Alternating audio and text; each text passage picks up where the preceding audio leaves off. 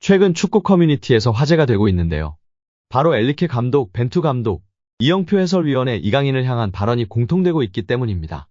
전문가들의 눈은 정말 정확하고 똑같은 것 같은데요. 많은 팬들이 공감하며 지지하고 있는 그들의 발언.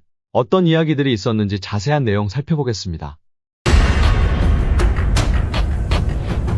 파리 생제르맹의 정보를 주로 다루는 PSG 인사이드 액터스는 루이스 엘리케 감독이 구단 수뇌부에 제출한 살생부를 공개했습니다. 다음 시즌 엘리케 감독에게 더 많은 권한을 제공할 예정인 파리 생제르맹이라 매각과 잔류로 나뉘어진 명단에 눈길이 쏠립니다. 이강인은 엘리케 감독이 꾸준히 신뢰했던 대로 잔류 대상으로 분류됐습니다. 올 시즌 파리 생제르맹 유니폼을 입은 이강인은 엘리케 감독의 시험대를 잘 통과했습니다. 전반기만 하더라도 확고한 주전으로 볼만한 입지를 자랑했습니다. 위치를 가리지 않는 멀티플레이어 능력으로 엘리케 감독에게 큰 신임을 받았습니다. 재능에 상당한 만족감을 표했는데요.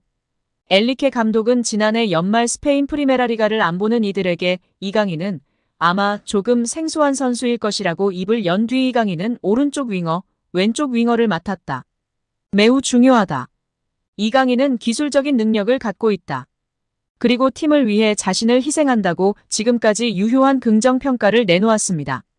이강인도 이를 증명하듯이 입단 첫 시즌임에도 모든 공식전에서 4골 4도움을 기록하며 그라운드 전역에서 영향을 발휘하고 있습니다. 이강인의 활약을 발판 삼아 파리 생제르맹은 젊고 유망한 선수 위주로 색채를 달리하는 프로젝트를 시작했습니다.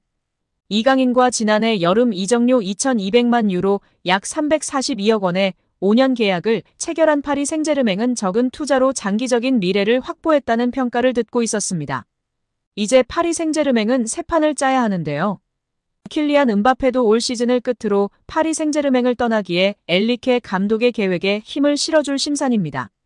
때마침 알려진 살생부에서 이강인은 파비안 루이스, 콜로 무아니와 함께 잔류 대상자가 됐습니다.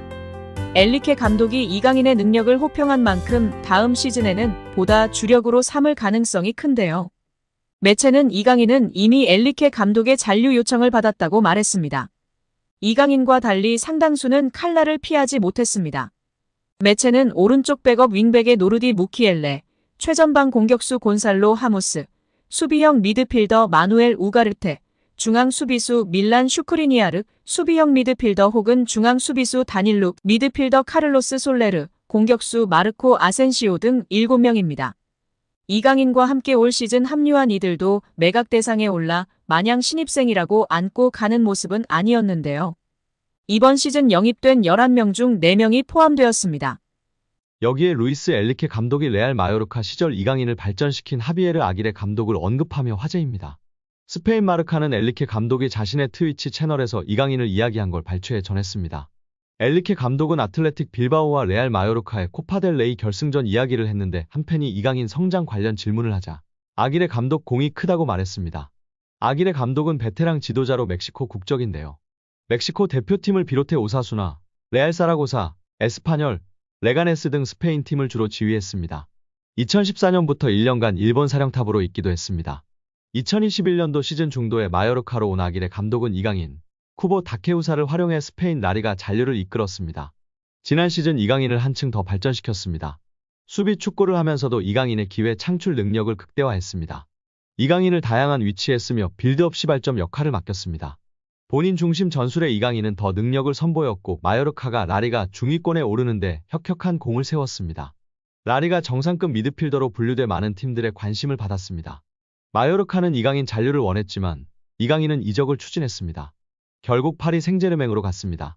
PSG 사령탑 엘리케는 이강인을 적극적으로 활용했습니다. 이강인은 우측 공격, 중앙을 오가면서 PSG의 귀중한 옵션으로 자리매김에 활약하고 있습니다.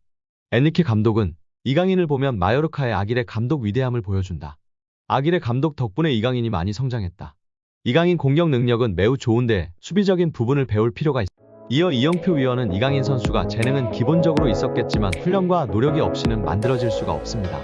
또한 이강인 선수의 강점은 드리블도 있고 시야도 있고 정확한 왼발킥도 있고 터치가 굉장히 강점이 있다고 생각합니다.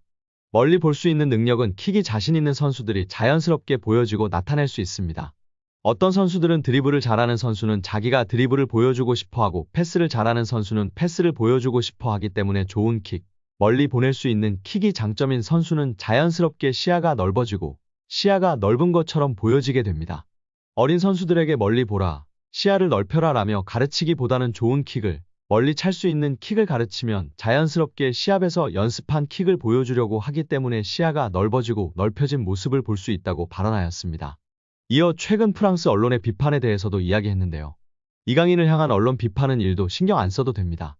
한국에서처럼 선수를 비난 잘하지 않는 문화가 아닙니다. 한국에서는 정말 엄청나게 큰 잘못을 저질렀을 때 비난하나 외국은 그냥 막 합니다. 그들의 문화이고 경쟁이라 신경 쓸 필요가 전혀 없습니다. 유럽에서도 크게 신경 쓰지 않는 편입니다. 거기에 일희일비할 필요 없고 비난을 받더라고 원래 그런다 생각하는 게 팬들도 선수도 좋다고 발언했습니다. 이어 이영표 위원은 이강인 선수가 수비할 때 압박이 안 된다는 단점이 있었는데 약점이라고 지적되던 수비 전환, 수비의 능력을 키웠다는 것이 정말 대단한 것이라며 치켜세웠습니다. 이는 특히 선수의 태도의 문제이기 때문에 이런 것들을 지적을 받으면 자기가 수비력을 키우는 게 아니라 나도 수비를 열심히 하는 척해야지 라는 선수가 있는데 이강인 선수는 진짜 수비를 하는 것이라며 극찬하였습니다. 특히 이런 태도를 갖고 있는 선수는 길게 선수 생활을 하고 겸손하기 때문에 대성하는 경우가 많다고 발언했습니다. 벤투 감독은 유튜브 채널 FC온라인과의 화상 인터뷰에서 대한민국 축구대표팀 시절 줄곧 외면했던 이강인을 카타르 월드컵에 발탁한 이유에 대해 이강인의 재능이 뛰어나다는 사실은 팬, 감독, 스태프 미디어 할 것 없이 누구도 반박하지 못할 것이다. 하지만 우리 코치진은 그보다 많은 분석이 필요하다. 재능만으로 판단해서는 안 된다. 이강인과 같은 열번 유형의 선수는 주로 공격만을 생각하고 수비를 고려하지 않는다며 솔직히 이강인을 월드컵 명단에 올린 건 월드컵 본선 직전이었다.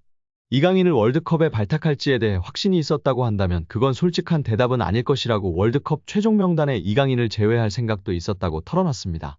하지만 벤투 감독은 23명 명단에 이강인을 포함했고 이강인은 월드컵 조별리그 가나전에서 부메랑 크로스로 조규성의 골을 돕는 등 톡톡 튀는 활약으로 믿음에 보답했습니다. 벤투 감독은 이강인을 명단에 올린 중요한 이유는 그가 바뀌어서다. 마인드의 변화와 마요르카에서의 활약으로 월드컵 출전의 자격을 증명했다. 그는 마요르카에서 완전히 다른 선수가 되었다. 그의 변화를 이끌어준 중요한 두 사람은 본인과 클럽 감독 하비에르 아기레일 것이다. 이강인은 스스로 스타일을 바꿔야 한다고 인정한 것 같고 아기레 감독은 그런 변화에 대한 확신을 줬을 것이다. 이강인의 훈련 퍼포먼스와 합숙에서 보여준 모습들이 월드컵 무대에서 좋은 성과를 이어졌다고 돌아봤습니다.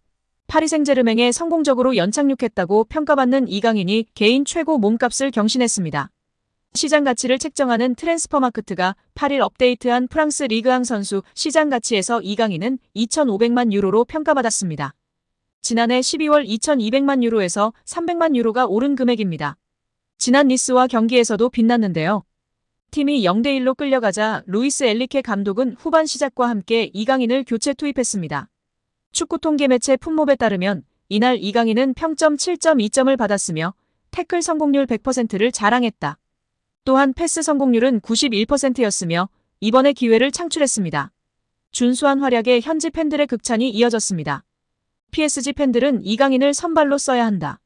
그는 이번 시즌 초반 최고의 PSG 선수다라는 등 찬사를 쏟아냈습니다. 이강인의 가치는 이날 경기에서만 한정되지 않는데요. 축구 통계 매체 후스코어드닷컴에 따르면 이강인은 이번 시즌 현재까지 총 7개의 키패스를 기록했습니다.